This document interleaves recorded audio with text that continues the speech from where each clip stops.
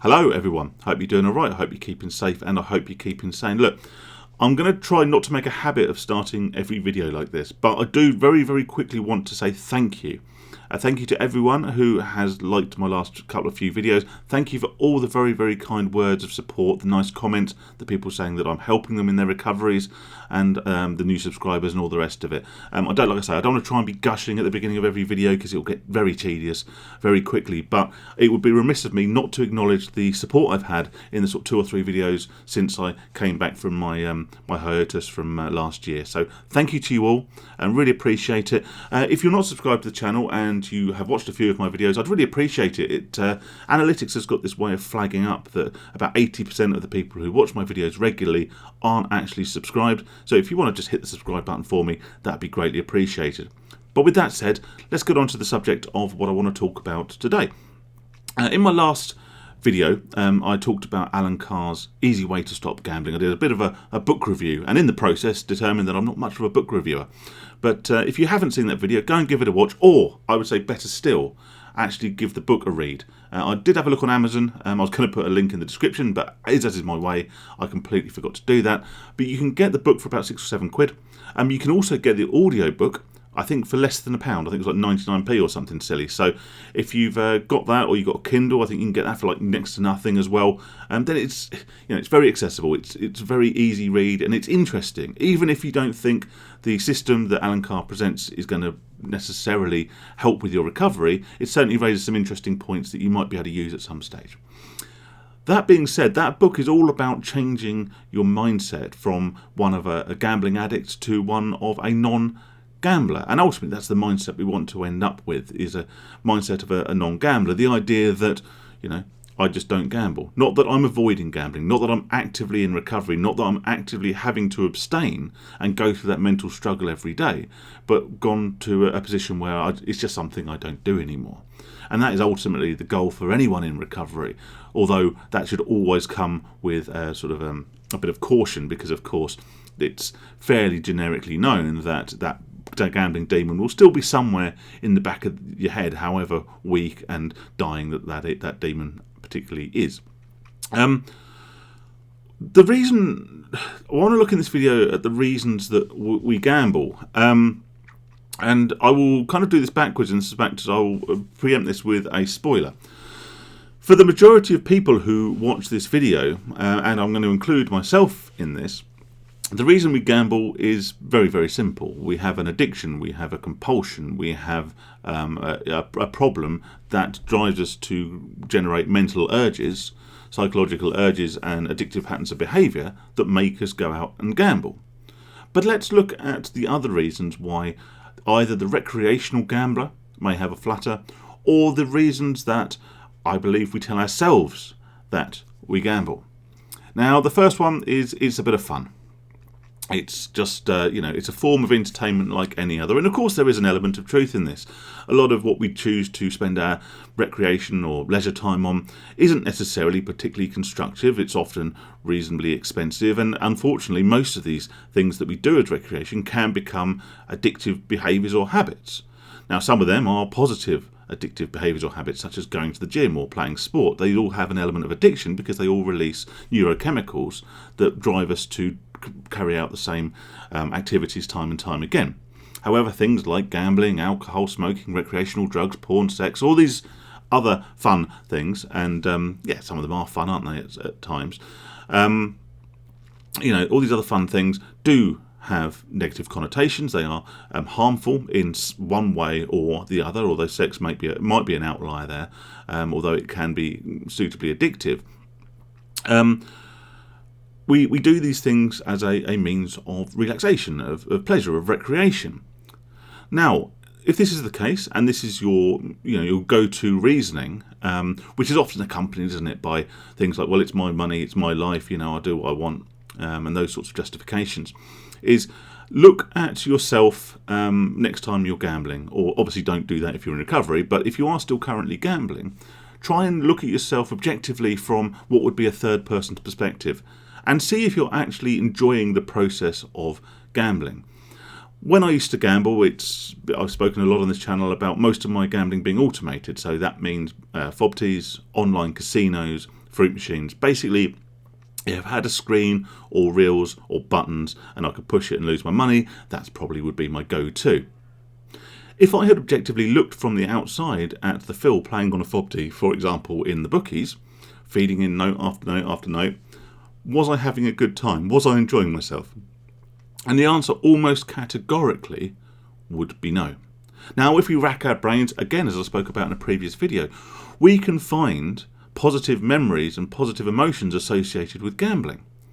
There will be times in our memory where, not even whether we won or lost, but where we actually enjoyed the process of gambling. But when we drill down, we often find that the enjoyment we were getting, the pleasure, and the reason this has become such a positive memory is actually completely detached from the process of gambling itself. It's because we were playing poker with friends, and actually we had a great evening. We had a few drinks, we had a few laughs, we got a takeaway, we all shared some jokes, a bit of competition, a bit of banter.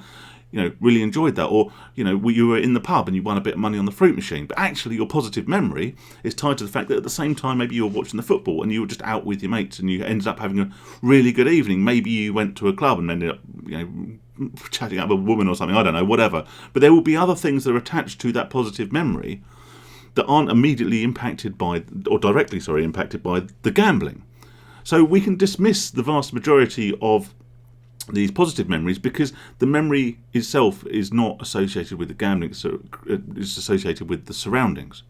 So if you can just take yourself out of that and put yourself in a completely isolated situation with it's just you and the machine or whatever form of gambling it is, if you were looking in from a third person perspective, is that version of yourself actually enjoying the process of gambling? And if you can honestly answer yes, then fine. But I fear that in most instances, certainly with people who are problem gamblers or those who are at risk of becoming problem gamblers, the answer will by and large be no. And don't mistake the temporary euphoric high of a win with actual enjoyment, with actual pleasure, because the two are keenly disassociated.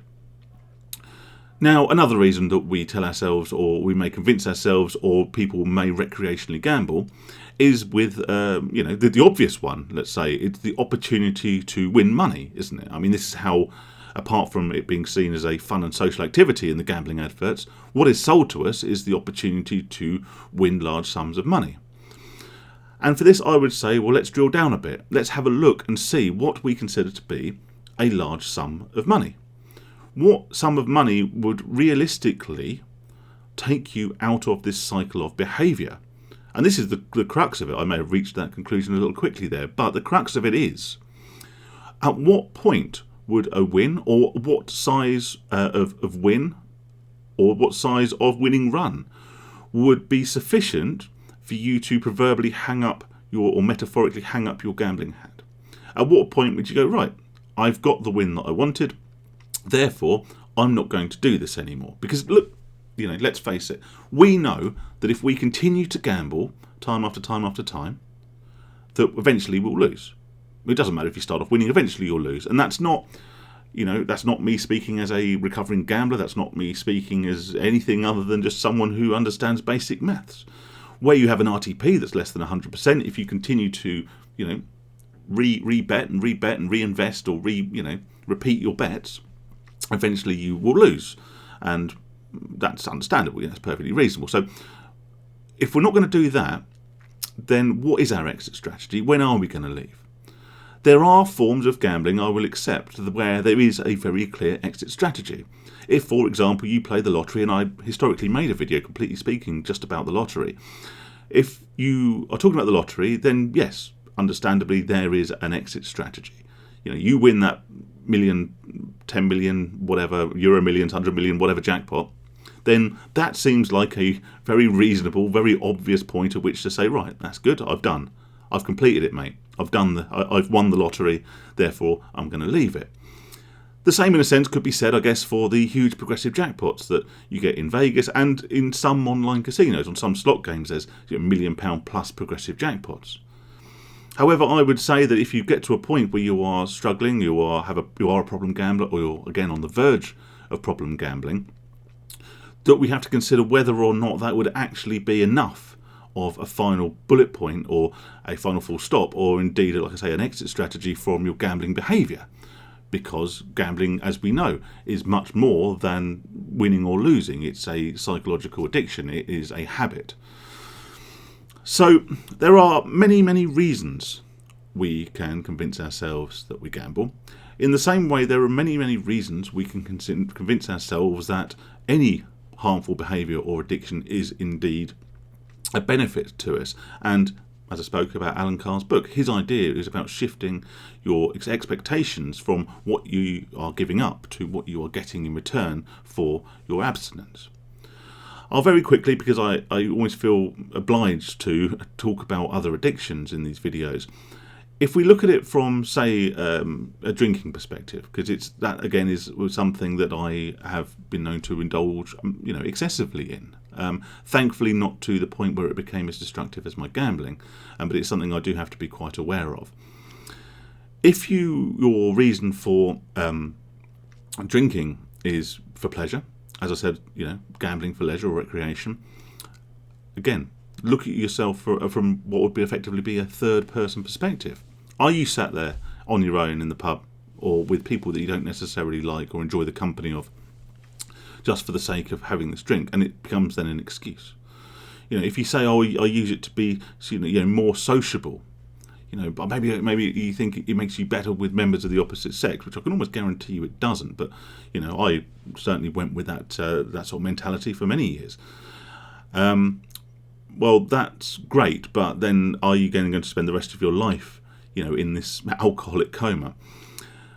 Basically, what I'm saying is, if you cannot see a real reason why you gamble that you can carry through to an end point, then maybe you're doing it for the wrong reasons, which is the reasons I continue to do it for many, many years, which is because you are addicted, because you have a compulsion, because you have a problem, and you are unable to escape your cycle of behaviour. I hope that's interesting. It was a bit of a long, rambly video, but like I said, there's a lot of my own personal experience in there. And if I missed one, if you think there's other reasons why people gamble, other than or other reasons that people give why they gamble, whilst we know what the underlying reason really is, then let me know, because pleasure, escapism, I guess you could throw in there, but I guess that's kind of a pleasure thing as well, and to win money, which I think is the ultimate lie, isn't it? Because most of the time we gamble, we are incapable. In the types of gambling I used to undertake, there was no amount of money I could have won realistically that would have made my life different. There was no amount of money I would have won that would have stopped me from wanting to gamble. So if I told myself, I just want to win, then that's ultimately a lie. But it's an enabling lie. It's a lie that enabled me to continue my habit for far, far longer than it should have done. But let me know your thoughts, guys. Stay safe and sane. All the best.